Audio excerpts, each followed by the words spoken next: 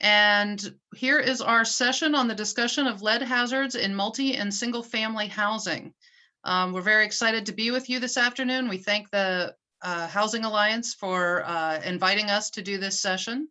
My colleague Adam Kitchen and I, also from PHFA and with our multifamily area, will be your moderators today. And we have a great panel of experts to talk to you about lead in housing.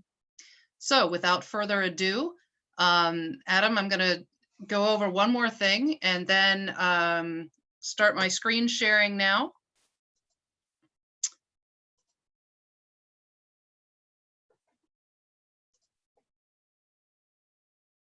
Okay, so there we go. The first thing that I had wanted to make sure everyone is aware of is that Governor Wolf for the last year has had an initiative focusing on lead in housing. It's actually recently become lead and asbestos in housing. And we have been tasked, this is one of these task forces that convenes multiple state agencies to try and ensure that different state agencies are aware of all the pockets of funding to combat lead in housing, and to make sure that we are leveraging our funds together wherever possible and that kind of thing. Prior to COVID, we were hoping that we were going to actually be able to announce 3 new funding sources for lead issues in housing, but also in many of the institutions, schools, childcare settings that children are often in. 2 of those sessions have had to have been put on hold due to funding needing to be redirected for COVID-related issues. But the state has received a $1.7 million grant for water testing in childcare facilities and in schools. And in conjunction with that has loosened restrictions on Penvest grant funding so that those $90 million in funds can be made available for remediation efforts once testing has identified issues in various institutions. This comes on top of our grant funding as a state this year of $22.5 million from the Federal Healthy Homes Program, which is used to remediate lead in rental housing or single family housing where children have been identified as having elevated blood lead levels. And in addition, there is a private initiative funded by the University of Pennsylvania in the Philadelphia area that is to help Philadelphia schools with contamination of lead and asbestos hazards. So I'm sure you'll be seeing more as the 2021 progresses and hopefully COVID starts to recede into the background and enables us to at least maybe by 2022 return to some of the initiatives and focus that we had on hazards with lead and asbestos hazards in areas that children frequent. So at this point, I'm going to turn it over to Adam and have him introduce Victor and Phil. Thank you, Roberta. As Roberta just mentioned, my name's Adam Kitchen. I'm the environmental specialist in the multifamily division of PHFA. Today, to give us their views on lead-based paint in the multifamily world, we have Victor Rodriguez, president of AM Rodriguez Associates and CMS Housing, along with Phil Ford, VP of Business Development at Soda Construction Services. We're really lucky to have these two in, this is just my opinion and not an agency opinion, but Victor and his group are one of my favorite to work with, not only because they give us quality jobs every time, but because they're not afraid to go after the hard adaptive reuse, substantial rehab jobs, or even the full-blown historic rehab jobs. So with that being said, I pass it off to Victor and Phil.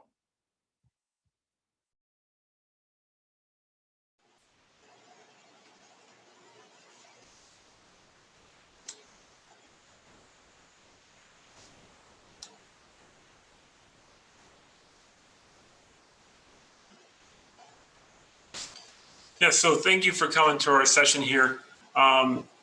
We have prepared this group of slides and just talking about the approach that we typically use in a rehab.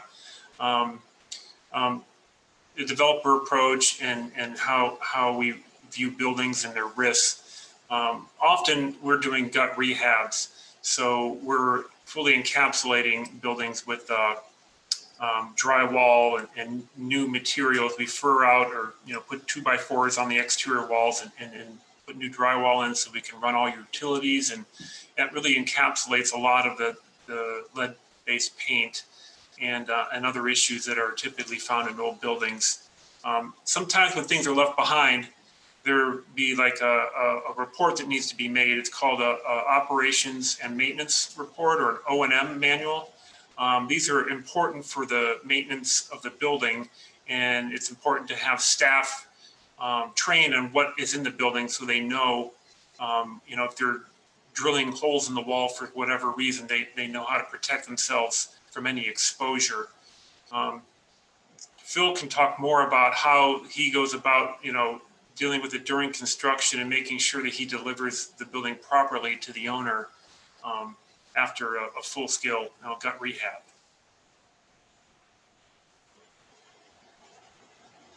Yep. Thanks, Victor. Yeah, so further on the slides, we'll go in and we'll talk further about the approaches and some of the steps that we take for either remediation, encapsulation, and why we make those decisions for each way that we decide to go on each board. So, okay. Move to the next slide now.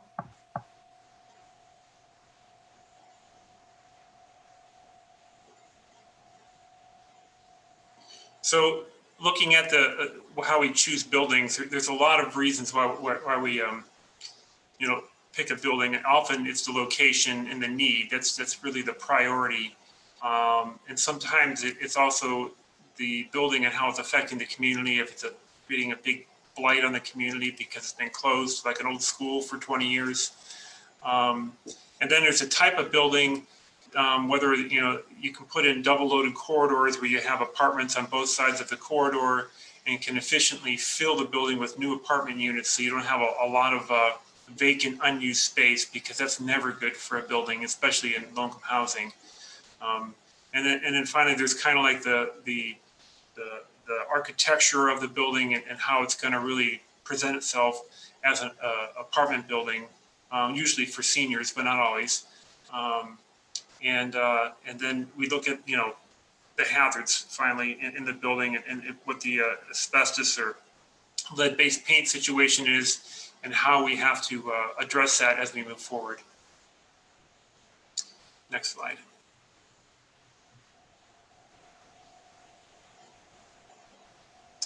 This is one of our projects that Phil recently completed for us in 2018, called Morningside Crossing. It was a substantial rehab of an old school, and we built a new wing on the one side of it to get the unit count we needed. Phil can kind of give you more detail, but this wasn't a historic rehab through the historic tax credit program. It was just a tax credit rehab. So we had more flexibility in what we were allowed to do as far as encapsulating the old lead-based paint items.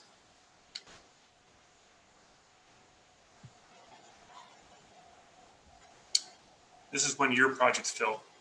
Yeah, so this was a historic renovation in Wilkinsburg. We wanted to put this in there to basically summarize, to what extent rehabs, we're working in, and some of the decisions that we're making. There was a lot of lead-based paint in this project as well that needed to be contended with.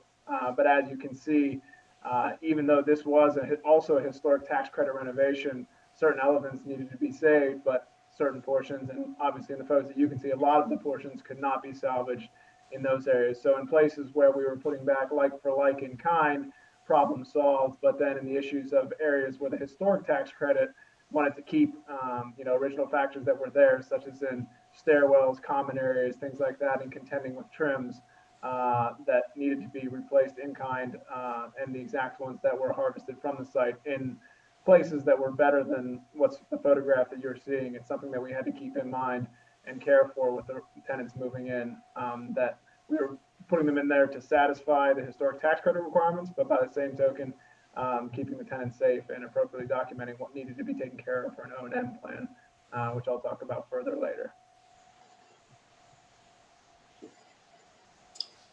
This was a historic rehab that we did with Soda Construction. It was not low-income housing, it was market rate housing, and it's on Mount Washington in the city of Pittsburgh. We converted the Prospect Elementary School into market rate housing, and this was the main lobby here you're looking at. On the right, you can see what it looked like before. It was, they call it the cafetorium, where they use it as both a cafeteria and auditorium. Here we did have to save some elements that required with the historic rehab, so we had to do encapsulation a little differently with a special lead cover, a paint for covering lead-based paint, which Phil gets into later in the program. Next slide.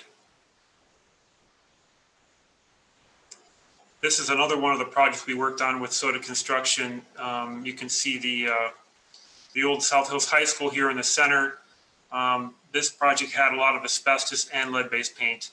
And this is where we used the typical encapsulating. We furred out the exterior walls, spray foamed them so we could have a better insulation package, and then drywalled over that. And that really encapsulated most of the lead-based paint. I don't believe we had anything left exposed here. We also had some asbestos to deal with on a couple of the floors.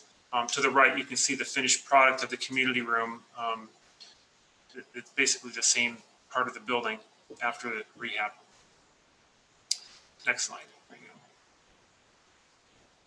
I'll let you take this, Phil. All right, so contractor execution and how we get involved and where it makes the most sense to make the decisions. So at bidding and award, the initial part of the execution process, we've worked with Victor, we've identified a project that seems to make sense.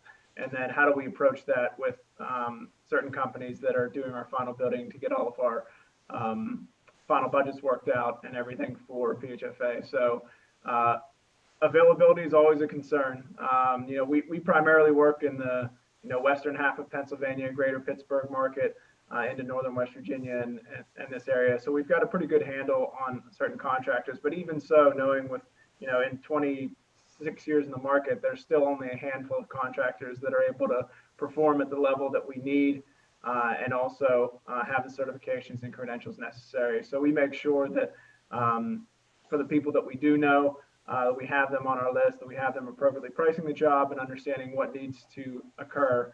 And oftentimes, these contractors are also the asbestos abatement company. So oftentimes the projects that we're working on with Victor and others in the projects that require lead abatement is, there's often the phase 1, 2, and come back with, asbestos abatement positive readings as well as the presence of lead.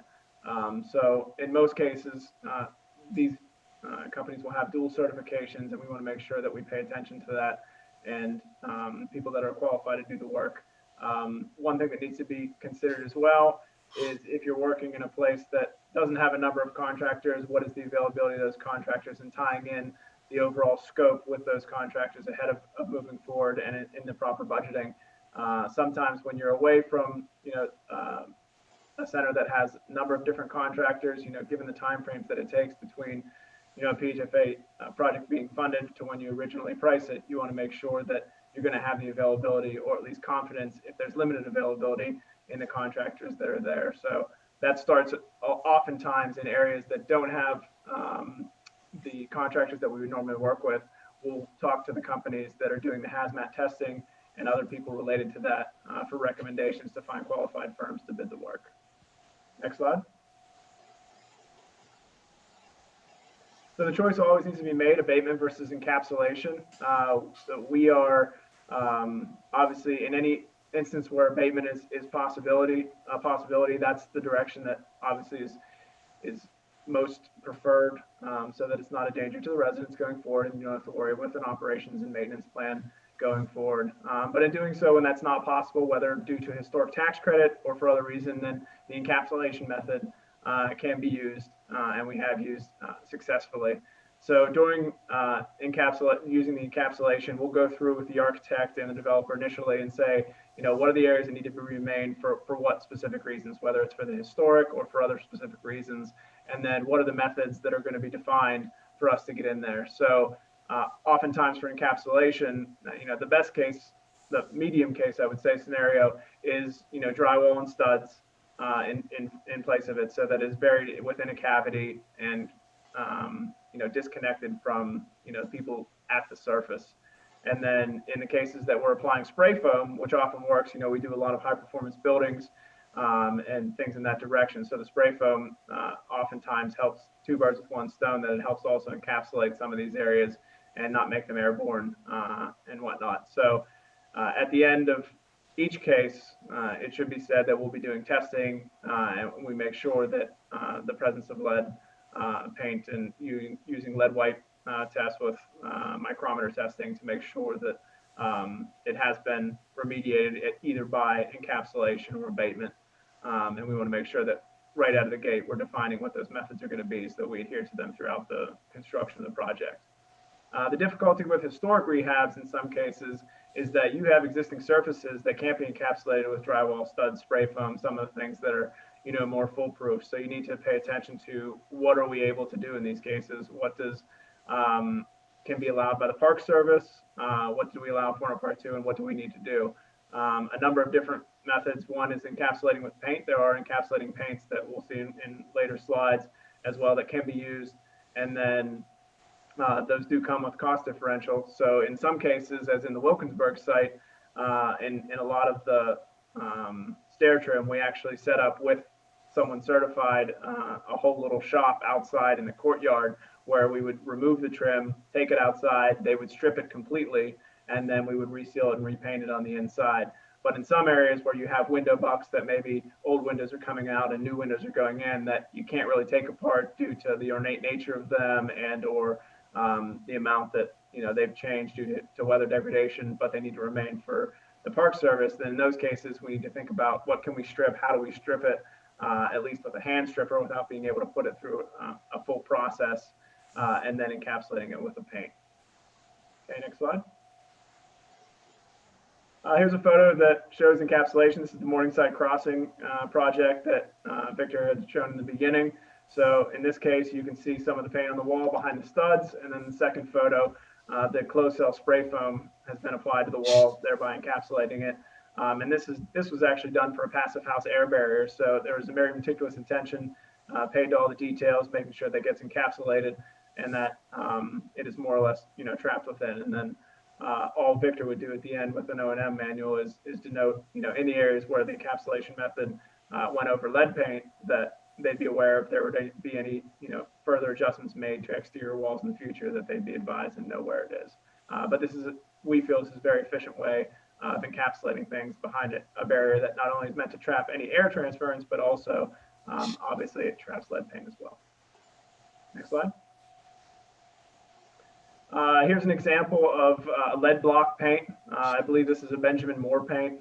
You can find them, at any of the stores or online by Googling that. So, this is called the lead block, lead encapsulating coating, that more or less has similar properties to, a very strong primer in general, but, it's focused on the mixtures and additives into encapsulating, more strongly than anything else.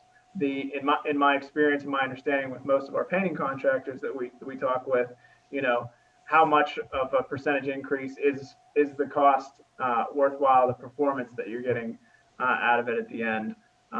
These aren't required, but in every case that we've had paint situations where lead has been practiced, we've always taken the care to have a lead block paint being the paint that's being used for application. I have spoken with other contractors when doing research for this that have used the regular types of paints and then followed up with a wipe test and making sure that it is encapsulated and then following up with an O&M plan. But in each case, we've always gone the mile of using the lead block paint. Next slide.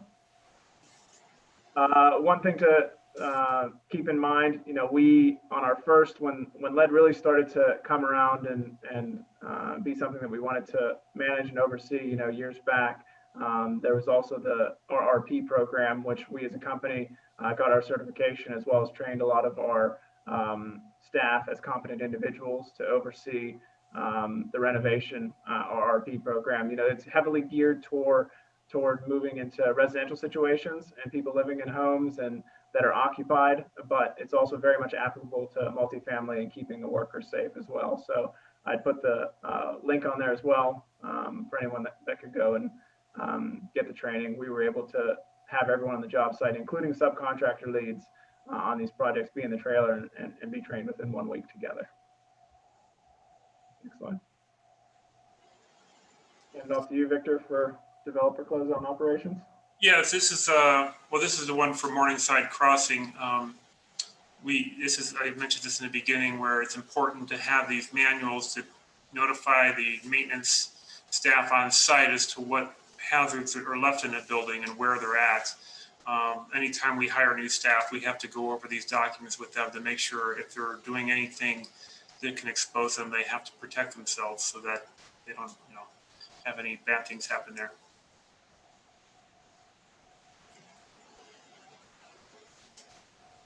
This is kind of just, the table of contents of what they look at and the OSHA standards and everything within it. And often we have to meet the HUD guidelines depending on the financing, which is standard across our portfolio. This kind of shows where the contractor denotes which areas have the hazards. And they provide this to us, which is included in the manual, so you know the worst areas in the building.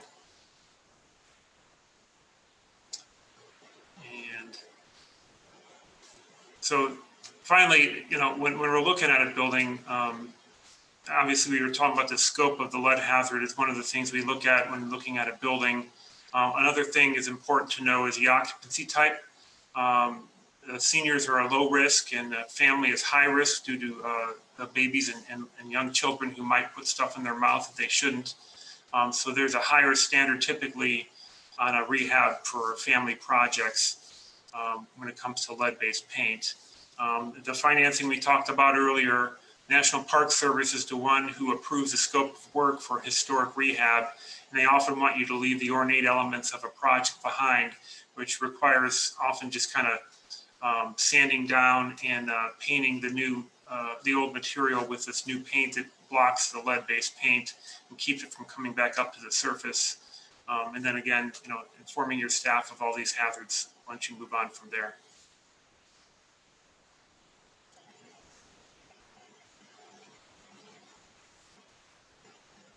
Okay, thank you very much, Victor and Phil.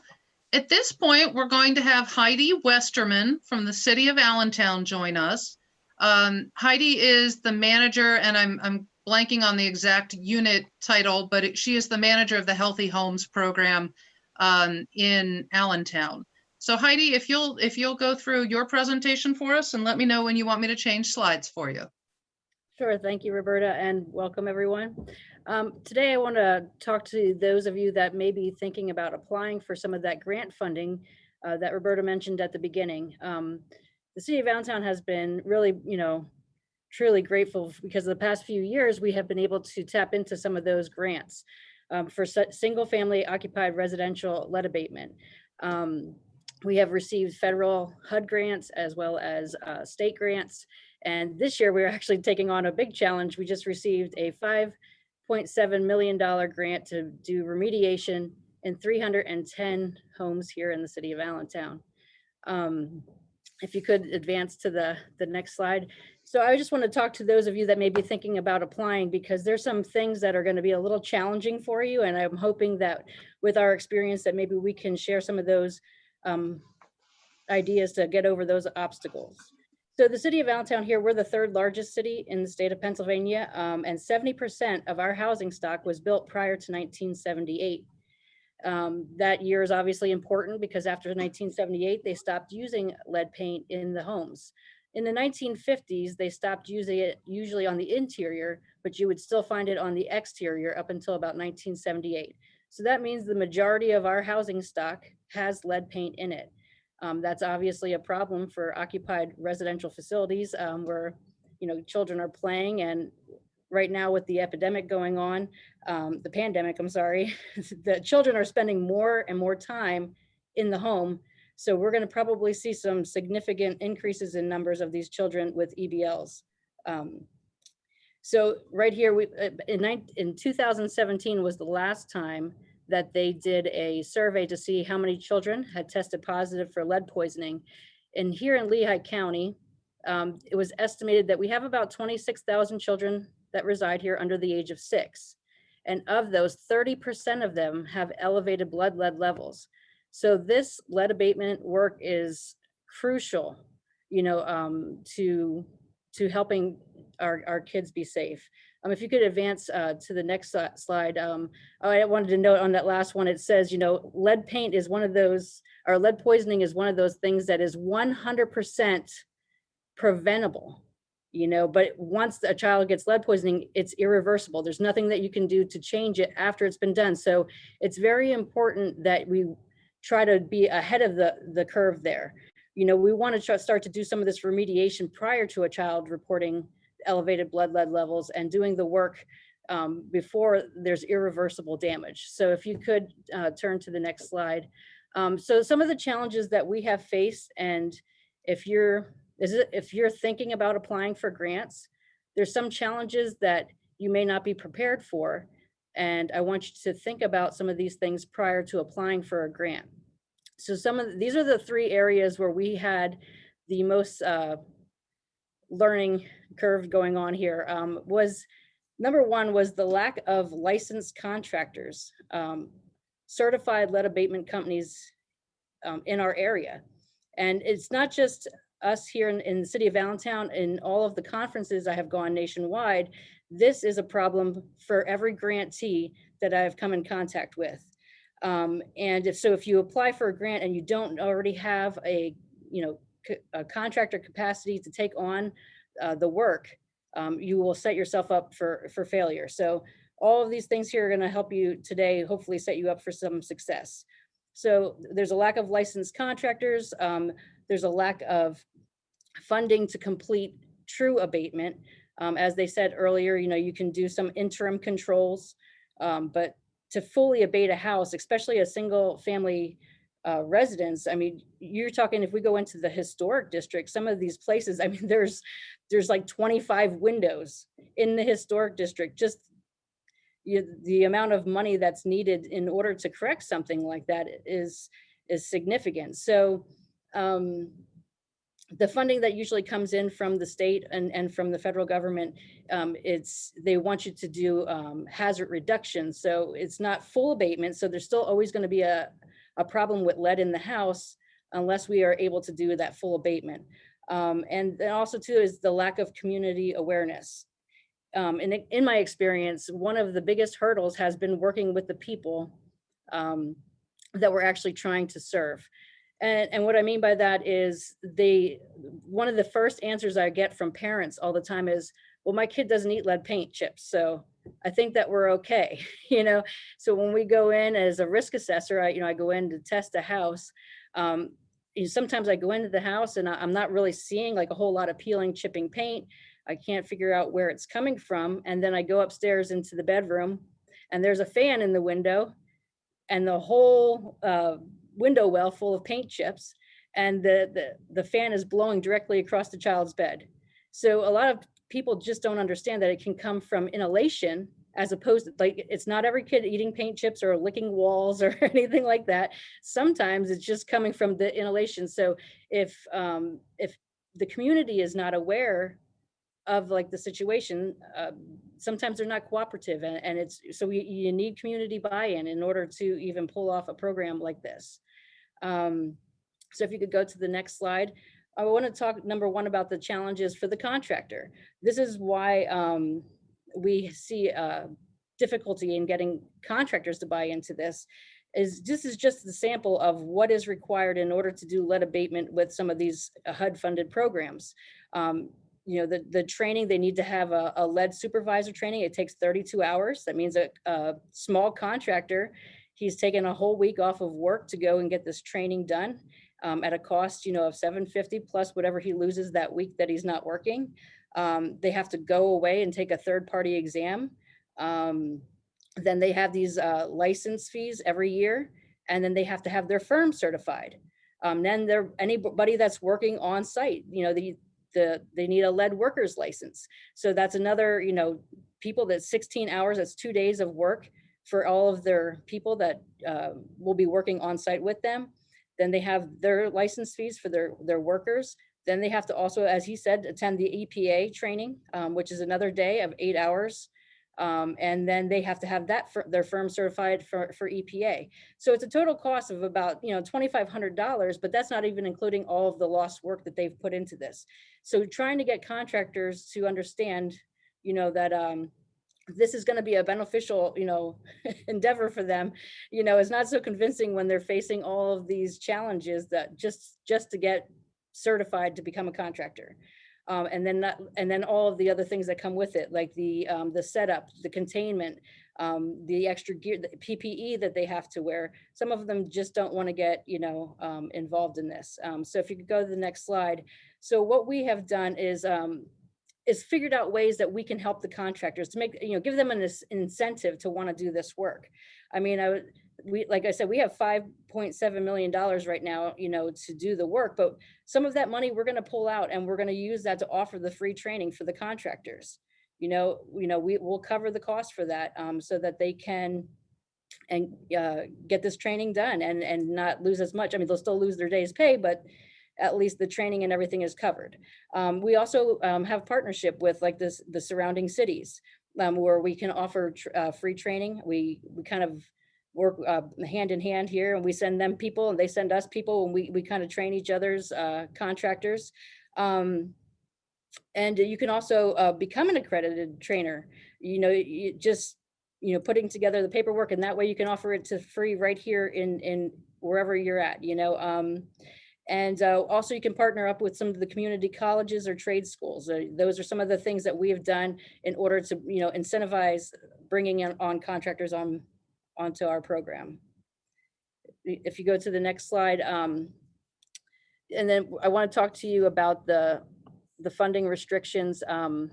Sometimes grants, I want you to think about it right now in your house. I have a 3-bedroom home, and it's not a big house, it's a townhouse, but if somebody came in and tested my house right now and told me that I had lead paint throughout my house, and then told me that it was going to cost me $25,000 to get rid of the lead, that would be a challenge. I don't know anybody that really just has $25,000 of liquid assets that they could just go ahead and get all this lead paint remediated in their house. So the grants, they help that family, it's for low to moderate income families that are below 80% of AMI. But if you were over that 80%, again, I just don't know people that have some of that money just lying around to go ahead and do work that substantial. And also the funding restrictions on allowable work. Again, the interim controls versus abatement. So a lot of times what happens is we go in, we do some of this, we do interim controls, and it's not fully abated. So when we leave there, the house is technically lead safe. When we leave, we don't know what goes on in there. Has the landlord, if it's a rental property, has the landlord come over there and, worked on the property? Did he make sure that he was being cautious because we just, encapsulated that wall, but we may not have, abated it. And he comes over there and he starts hammering away, and now he's creating lead dust that the children are inhaling. So it's not full abatement is another challenge. They also have restrictive timelines. Our projects must be started, completed, and cleared all within 10 days. That's another challenge for the contractor, because, we're asking him to go in there and do this significant work all in 10 days. The reason we also do it in 10 days is because these are occupied facilities. So we have to relocate the families during this time. We pay for them to stay at a hotel for that 10 days while the work is being completed. And, and that challenge is on that contractor to get the work done. And our final clearance standards, they're also very challenging. The dust levels for clearance used to be a little bit higher. And just recently, they have lowered them. So sometimes, we're trying to get it done in those 10 days, and the contractor gets done, he cleans the property, we come in to test, and he might fail it 2 or 3 times. It really takes them a lot of practice to be able to practice getting that clearance standard met. And then another challenge that we face too is our historic districts. They require the preservation or replacement of its components. Now, you just talked about a window that might have only been like $450 to replace, for a vinyl window. We're now talking anywhere between $900 and $1,200 for that window in the historic district. Now, if, like I just said, if we have one of those historic homes that has like 25 houses in it, and you're paying $1,000 a window, like it could be a significant project. If you go on to the next one. So then what we did is, in order to offer this program for other people outside of the 80% AMI, is we have unrestricted funding, or we partner up with the CDBG to offer a deferred payment loan. So we are able to, some of those homes where people have they're over the 80% AMI, but they don't have the $30,000 or whatever to do the abatement. We offer a loan program to them that they pay back monthly. As far as the funding restrictions on allowable work, what we do is we assess the greatest areas of need, which is any friction or impact surface. So we try to do abatement in those areas, such as the doors and the windows. And with the restrictive timelines, one of the solutions that we have, worked with the contractors, and we have asked them to, make sure that everything is set to go. Like the minute that we're taking the people out to the hotel, the contractor is there on site to get the key and is putting all the materials on site. They do their containment setup. We come over, we give them the green light, everything is ready to go. You can start the project, and then they work. That's kind of how we've gotten it done in the 10 days. And for the final clearance standards, we have really worked with training our contractors to make sure that they're limiting the dust levels as they're working. Doing daily cleanup,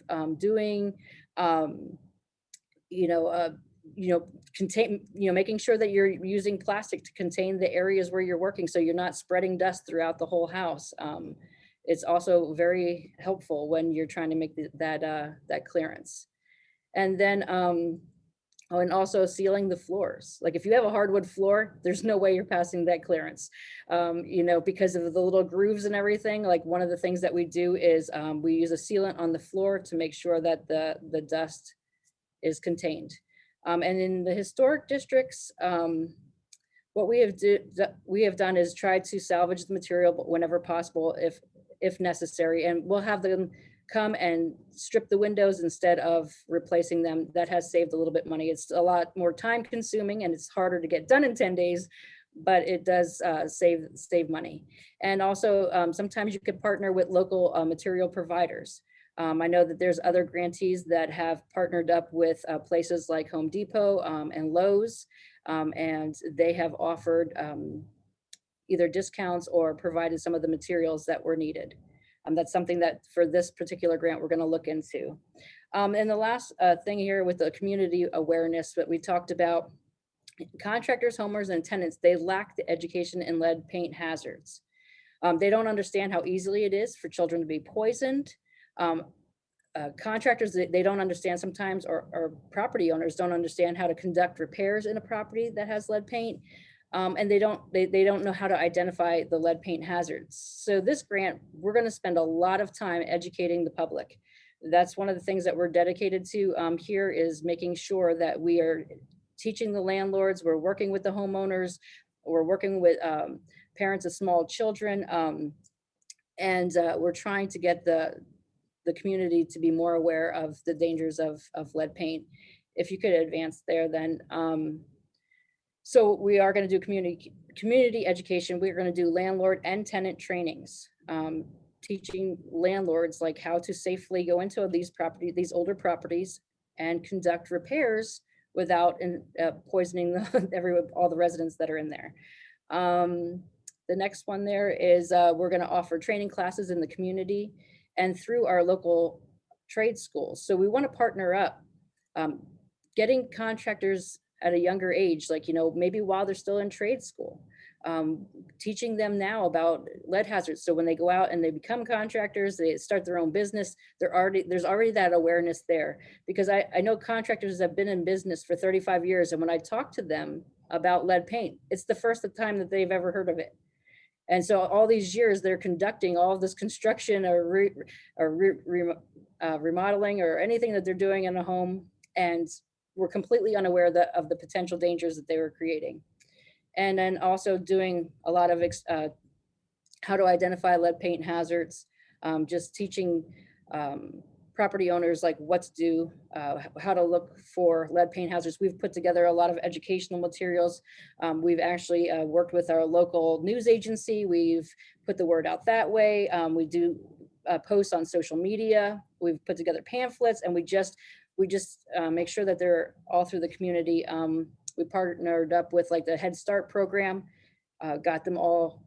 I think I dropped off like 500 flyers the other day, or pamphlets, to explain to families what they should be looking for in their homes, and to talk to, and to apply for our testing so that they could have their homes tested.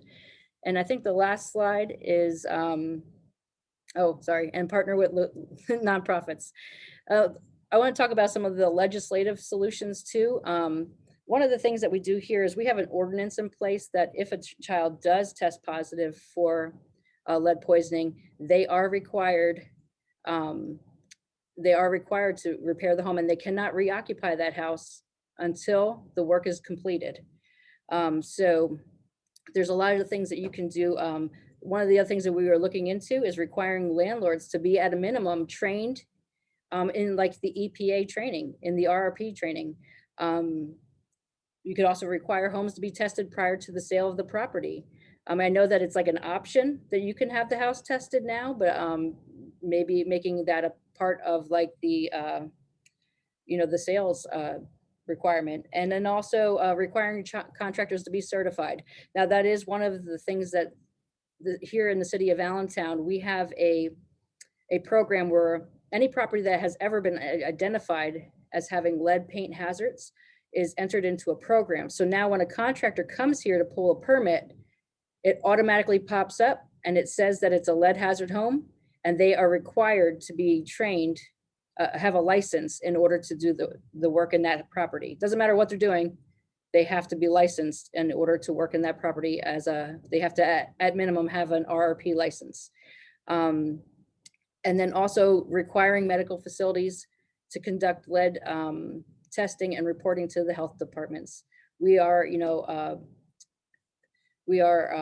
good here with in the city of Allentown. Our health department is part of the city departments here. So we kind of work in partnership. They get those reports directly from a program called NEDS, which reports children who have been poisoned. And then we work in partnership with them to bring about this program. So those are some of the, like I said, the challenges that we've faced, and I'm sure that there was some more, but these are some of the things that we have done and put into place in order to do work on the occupied residential properties. And Roberta, I want to turn it back over to you. Okay, thank you very much. All three of you have really talked about a lot of the challenges you face, and that was one of the things that we really wanted to make a focus of this session, was not just, when everyone thinks of abating hazards in a home, we typically think, well, if we just had more money. But what I think you guys have really hit upon is, well, there's money, but then there's also picking the right site, being aware of the issues in the site, being aware of the challenges that you're going to have once you have the money to actually get the work completed, contractors who are trained and aware, and that kind of things, homeowners that are trained and aware and accepting of your methods. One question that I had wanted to ask Heidi was, could you go into any additional detail on when you were talking about, you seem to have a database within Allentown where if work is proposed on a certain home, you've already got the data on that home that it's been identified for or been identified as having lead hazards. Can you Yes. tell us a little bit more about how that program works, who runs it, who funds it, how you develop that? Because I certainly think, as the Victor and Phil were talking about, knowing what you're getting into is a key component of knowing what you're going to have to do. Sure. So we use a program here called Eden. It is kind of like our universal software, and so everything gets entered into there. So, we have all of our properties, every property in the city of Allentown has, is entered into the database, but we put like a red flag that pops up on a particular property. And it comes up in bold letters, lead paint hazard, and so when they go to pull a permit, and the permit tech is, putting the information into the system, it will automatically red flag her to let her know, hey, there's a requirement here that's needed from this contractor. So they have to, like I said, have the EPA RRP training certification in order to do any work on any of the properties. Because, sometimes they're going in there maybe just to replace windows or replace a door. They're going over there just to do some minor work or whatever they're coming to pull the permit for. But it lets that contractor know, like, hey, before you go into that house, you need to be aware of something that, you're going to be creating lead dust when you do this work because there's lead in the home. And so, it is a good system to have in place, and it stops a lot of bad things from happening, contractors going in there completely unaware. They start, doing work in a property, and next thing you know, there's lead dust all over the property, and they just poison everybody in the house, and including themselves. So it is a great thing to have in place if you can, put something together like that for wherever it's being done. Is the source of knowledge about a particular house, is that because in maybe a prior rental tenancy or something, or just from doing your own work on single family rehab, is that the source that you have, is you've previously been in that home as, the Healthy Homes program? Correct. Okay. Yeah, So, I think our first grant came in like 2002. So the database kind of starts in 2002 and on. okay. I mean, it can And be assumed though that every house built before 1978 contains lead paint, but these are the ones where we actually know for sure have been identified, tested, and proven to contain lead paint. mhm.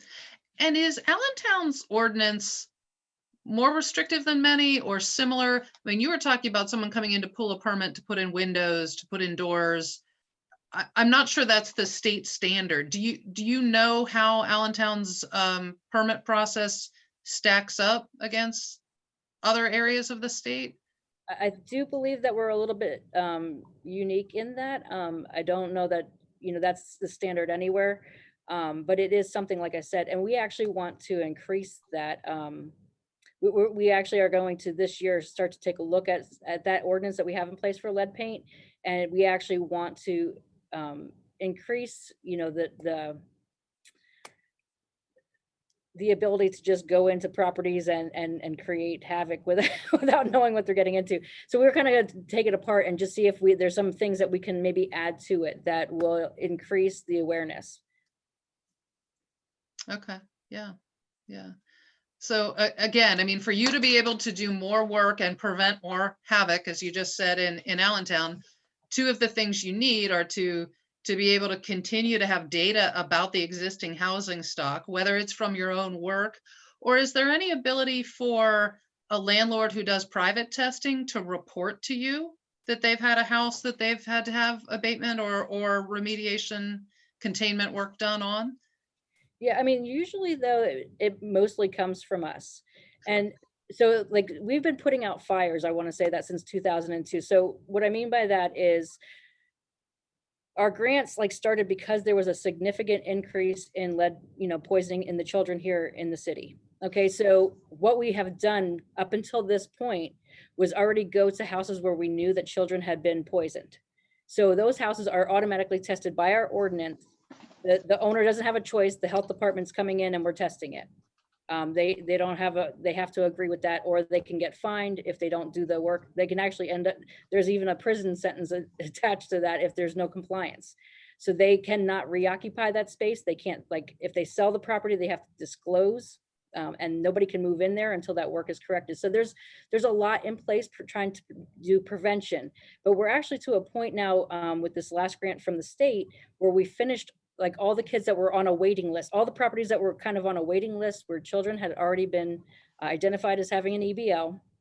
And now all of these houses, the 310 homes, are going to be for the first time ever, geared towards preventing lead poisoning. So these are going to be houses where people will voluntarily offer to come into our program, allow us to come in and do the testing so that we can stop the children from getting an EBL. So that's kind of where the mindset is going now, is like, this time it's going to be more prevention than trying to, fix something that has already occurred. Okay. So. Victor and Phil, I have a multifamily question for you two.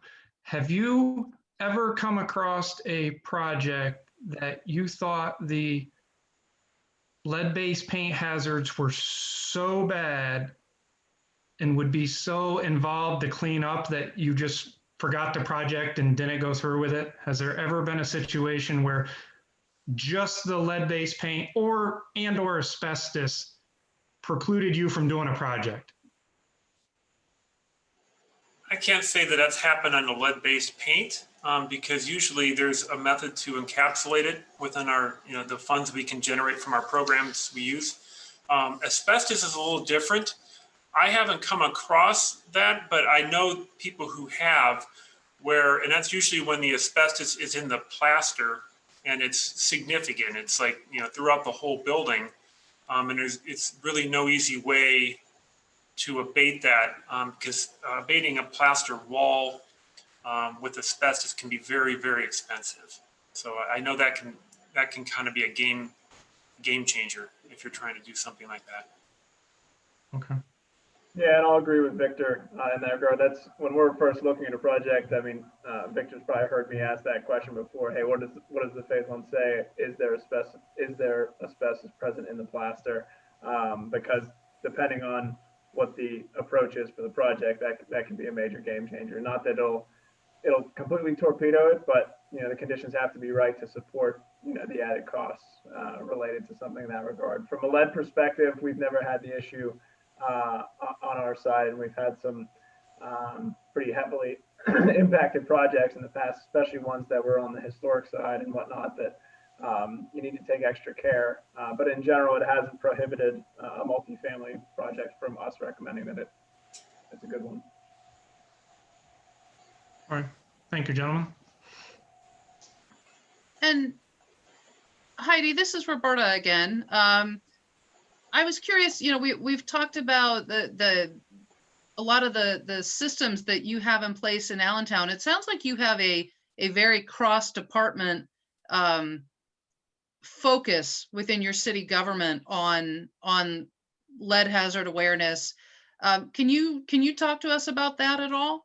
Sure.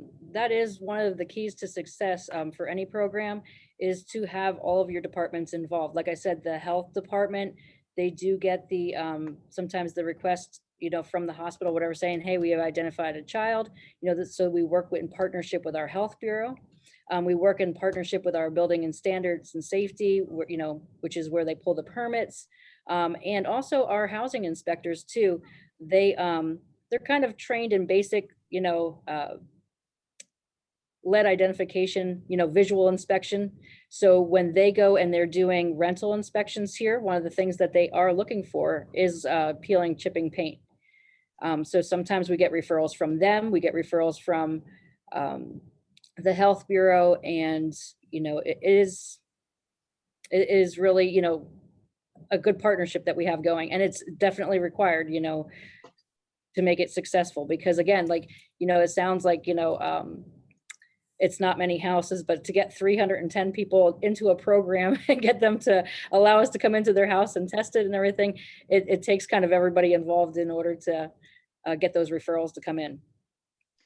And I assume a family, even if a child tests positive, they exceed they have the elevated blood lead level, the parents would still be able to say, if they chose to, no, we're not going to let you into test. That is a voluntary program Well, participation, again, or no?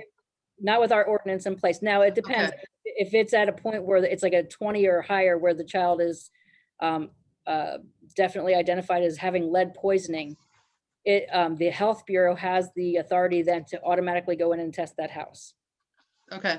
So, and again, like, if this is, if owner occupied residential property, people are above 80% of the AMI, like, this is a real challenge if, they don't have the funding in place in order to make that correction. And I mean, it's just, it's really hard. So that's why we want to try to identify the houses now before that happens. We're trying to figure out all these different legislative things that we could possibly do, ordinances that we could put in place, the awareness, in order to make sure that we're doing everything that we can to try to prevent that from happening.